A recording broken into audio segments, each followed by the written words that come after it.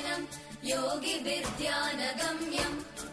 वन्दे विष्णुम् भवभयहरम् सर्वलोकैकनाथम् शान्ताकारम् भुजगशयनम् पद्मनाभम् सुरेशम् विश्वाधारम् गगनसदृशम् मेघवर्णम् शुभाङ्गम् लक्ष्मीकान्तम् कमलनयनम् योगिभिर्ध्यानगम्यम् वन्दे विष्णुम् भवभयहरम् सर्वलोकैकनाथम्